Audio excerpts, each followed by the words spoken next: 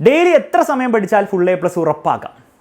അത് ഞാൻ പറഞ്ഞുതരാം. അതിന് മുമ്പ് ആദ്യം നിങ്ങൾ ചെയ്യേണ്ടത് കമൻറ്റ് ബോക്സിൽ ഇപ്പോൾ നിങ്ങൾ എത്ര സമയം പഠിക്കാറുണ്ട് എന്നുള്ള കാര്യം എന്ത് ചെയ്യുക, കമൻറ്റ് ബോക്സിൽ കമൻറ്റ് ചെയ്യാം. ഇനി നമുക്ക് നേരെ കാര്യത്തിലേക്ക് കടക്കാം. ഒരു ദിവസം എത്ര മണിക്കൂർ പഠിച്ചാൽ നിങ്ങൾക്ക് എന്ത് ചെയ്യാം, ഫുൾ എ പ്ലസ് കിട്ടും. അപ്പോൾ അത് ആശ്രയിക്കുന്നത് നിങ്ങളുടെ ഓണപ്പരീക്ഷയുടെ റിസൾട്ടും കൂടി വെച്ചിട്ടാണ്. കാരണം നിങ്ങൾക്ക് തന്നെ ഗസ് ചെയ്യാവുന്നുള്ളൂ. ചില കുട്ടികളുണ്ടാവും 1 മണിക്കൂർ പഠിച്ചിട്ട് ഫുൾ എ പ്ലസ് വാങ്ങുന്നവർ, ചില കുട്ടികളുണ്ടാവും 3 മണിക്കൂർ പഠിച്ചിട്ടും ഫുൾ എ പ്ലസ് വാങ്ങാൻ പറ്റാത്തവർ. അപ്പോൾ ഓരോ കുട്ടികളനുസരിച്ച് ഡിപ്പെൻഡ് ചെയ്യും. അപ്പോൾ അതുകൊണ്ടാണ് ഞാൻ പറയുന്നത്, നിങ്ങളുടെ ഓണപ്പരീക്ഷയുടെ റിസൾട്ടിൻ്റെ അടിസ്ഥാനം വെച്ചിട്ട് നമുക്ക് എന്ത് ചെയ്യാം, അതിനെ ഒരു ബേസ് ആക്കിയിട്ട് നമുക്ക് എന്ത് ചെയ്യാം, നമുക്ക് ഈ ഒരു കാൽക്കുലേഷൻ ചെയ്യാം. ഓക്കെ, അതിന് നിങ്ങൾ മനസ്സിലാക്കേണ്ടത് ഫസ്റ്റ് ഓഫ് ഓൾ നിങ്ങൾ ഏത് ലെവലിലാണ് വീഴുന്നതെന്ന് നിങ്ങൾ ആലോചിക്കണം. അതായത് 90% മുകളിലാണോ, അതായത് നിങ്ങളുടെ ഓരോ പരീക്ഷയിലും ഓൺ ആവറേജ് നിങ്ങൾക്ക് ഒരു 90% മുകളിൽ കിട്ടിയിട്ടുണ്ടോ നിങ്ങൾ നോക്കുക. അങ്ങനെയാണെങ്കിൽ നിങ്ങൾ ഏതാണ്ട് ഇപ്പോൾ പഠിക്കുന്ന പോലെ തന്നെ പഠിച്ചാൽ മതി. കാരണം നിങ്ങൾ എത്രയോ മണിക്കൂർ ഡെയിലി പഠിച്ചിട്ടായിരിക്കുമല്ലോ നേടിയെടുത്തിട്ടുണ്ടാവും. അങ്ങനെ തന്നെ പഠിച്ചാൽ മതി.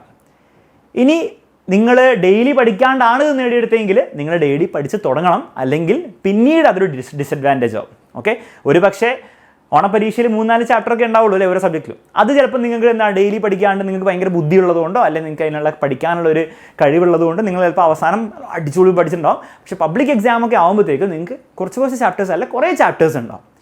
അപ്പോൾ അത് നിങ്ങൾ അവസാനം മാത്രം പഠിച്ചാൽ കാര്യം നടക്കുന്നുണ്ടാവില്ല. അപ്പോൾ നിങ്ങൾ അങ്ങനെ ഡെയിലി പഠിക്കാത്ത കുട്ടിയാണെങ്കിൽ നിങ്ങൾ ഡെയിലി പഠിച്ച് തുടങ്ങണം. അങ്ങനെ ഡെയിലി തീരെ പഠിക്കാണ്ട് നിങ്ങൾ ഇത്രയും നേടിയ ആളാണെങ്കിൽ നിങ്ങൾ ഡെയിലി പഠിക്കുമ്പോൾ ഒരു 1 to 1.5 hours മിനിമം പഠിച്ചു തുടങ്ങാം. മിനിമം. ഓക്കെ, എല്ലാം ഞാൻ മിനിമം ആണ് പറയുന്നത്. നീ പറയാൻ പോകുന്നത് മിനിമം ആയിരിക്കും. എപ്പോഴും എത്രത്തോളം നിങ്ങൾ കൂട്ടാൻ നിങ്ങൾക്ക് പറ്റുന്നോ അത്രത്തോളം ബെനിഫിറ്റേ നിങ്ങൾക്ക് ചെയ്യുള്ളൂ. അതിൽ കൂടുതൽ പഠിച്ചുകൊണ്ട് എന്താണ് കുറഞ്ഞ മാർക്ക് കിട്ടുമോ അല്ലെങ്കിൽ എഫക്റ്റീവ്നെസ് കുറയോ എന്നുള്ള പ്രശ്നമൊന്നുമില്ല. എത്രത്തോളം കൂടുതൽ പഠിക്കാൻ പറ്റും അത്രത്തോളം കൂടുതൽ പഠിക്കും. പക്ഷേ ഞാൻ ഒരു ക്രൈറ്റീരിയ തരാണ്. രണ്ടാമത്തത്, നിങ്ങൾ ഓൺ ആവറേജ് 80 to 90% ആണ് നിങ്ങൾക്ക് കിട്ടിയത്, 80+ ആണ് കിട്ടിയെങ്കിൽ നിങ്ങൾ ഇതുവരെ പഠിച്ച സമയം തന്നെ പഠിക്കുക. മിനിമം ഒരു അരമണിക്കൂറെങ്കിലും നിങ്ങൾ ആഡ് ചെയ്തേ പറ്റുള്ളൂ. പറ്റുമെങ്കിൽ 1 മണിക്കൂർ, മിനിമം അരമണിക്കൂർ നിങ്ങൾ ആഡ് ചെയ്യണം. എന്നാലും നിങ്ങൾക്ക് 80% കടന്ന് 90%-ന് മുകളിൽ, അതായത് ആ A+ ലെവലിലേക്ക് എത്തിക്കാൻ സാധിക്കുള്ളൂ.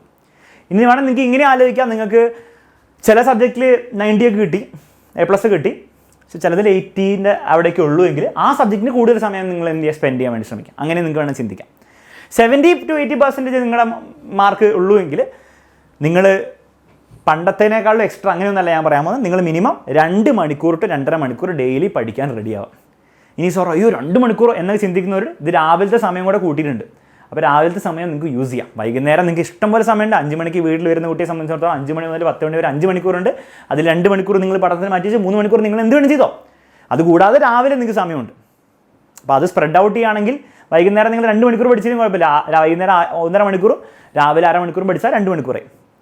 പക്ഷേ അതും മിനിമമാണ് എന്നുള്ള കാര്യം മനസ്സിലാക്കാം. മിനിമമാണ്. എപ്പോഴും എക്സ്ട്രാ ചെയ്താൽ അതിൻ്റെ ബെനിഫിറ്റ് ഉണ്ടാവും. ഓൾസോ ഞാൻ ഈ പറയുന്ന ഈ 2 മണിക്കൂർ 2.5 മണിക്കൂർ എന്ന് പറയുന്നത് എന്തിനാണ്?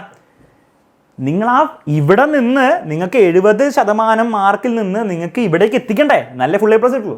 അത് എത്തിക്കാൻ വേണ്ടി ഇതില്ലാണ്ട് പറ്റില്ല. നിങ്ങൾക്ക് വീണ്ടും ഇത് തന്നെയാണ് കിട്ടണമെങ്കിൽ നിങ്ങളിപ്പോൾ ചെയ്താൽ മതി, കുഴപ്പമൊന്നുമില്ല. ഓക്കെ, എല്ലാ 70% കുട്ടികൾ കിട്ടിയ കുട്ടികളും 2 മണിക്കൂർ പഠിക്കണം എന്നല്ല ഞാൻ പറയുന്നത്. നിങ്ങൾക്ക് അവിടേക്ക് എത്തണം എന്ന് ആഗ്രഹം ഉണ്ടെങ്കിൽ വേണ്ടേ, അവിടേക്ക് എത്തണ്ടേ വേണ്ടേ, അതിനല്ലേ ഈ വീഡിയോ കാണുന്നത്. അങ്ങനെ ആഗ്രഹം ഉണ്ടെങ്കിൽ ഇത് പഠിക്കണം. 60%, അതായത് 50% പ്ലസ് ആണ് നിങ്ങളെങ്കിൽ, ജസ്റ്റ് 50-ൻ്റെയും 70-ൻ്റെ ഇടയിലാണെങ്കിൽ മിനിമം 2.5 മണിക്കൂർ പഠിച്ചാൽ നിങ്ങൾക്ക് സിലബസ് കംപ്ലീറ്റ് ചെയ്യാൻ പറ്റുള്ളൂ, നിങ്ങൾക്ക് കാര്യങ്ങൾ മനസ്സിലാവുള്ളൂ, നിങ്ങൾ A+ ലെവലിലേക്ക് എത്തുള്ളൂ.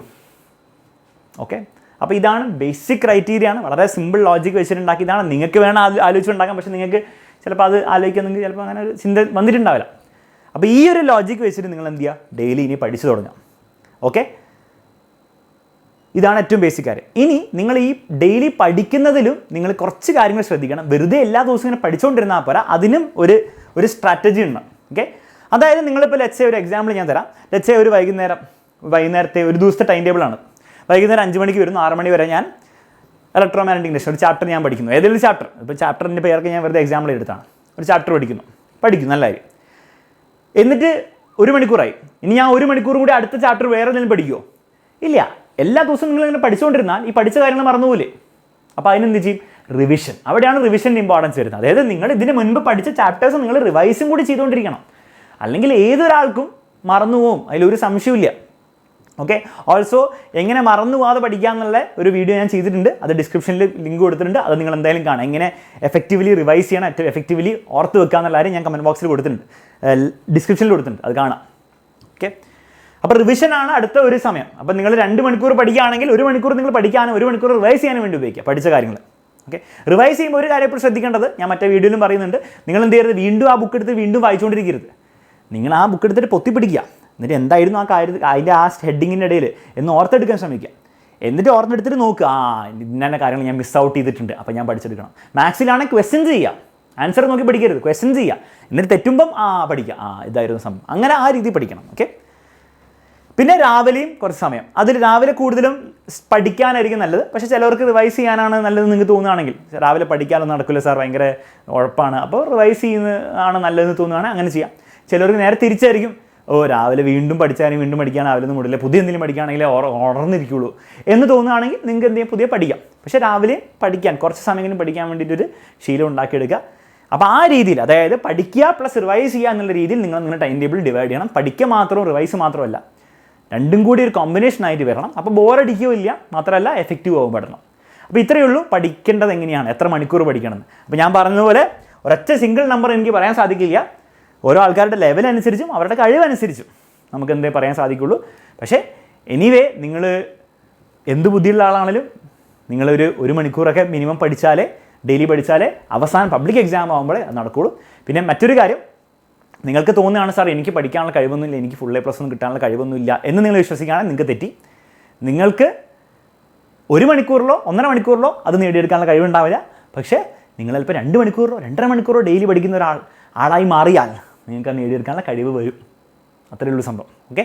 അപ്പോൾ ആ രീതിയിൽ ചിന്തിച്ച് മാക്സിമം എഫേർട്ട് ഇടുക, അതിൻ്റെ അനുസരിച്ചുള്ള എഫക്റ്റ് നിങ്ങൾക്ക് നിങ്ങളുടെ ലൈഫിൽ കാണാൻ പറ്റും. ഓക്കെ. അപ്പോൾ അടിപൊളിയായിട്ട് പഠിക്കുക മക്കളെ, ഫുൾ A+ നമ്മൾ നേടിയെടുക്കും. Bye bye and take care.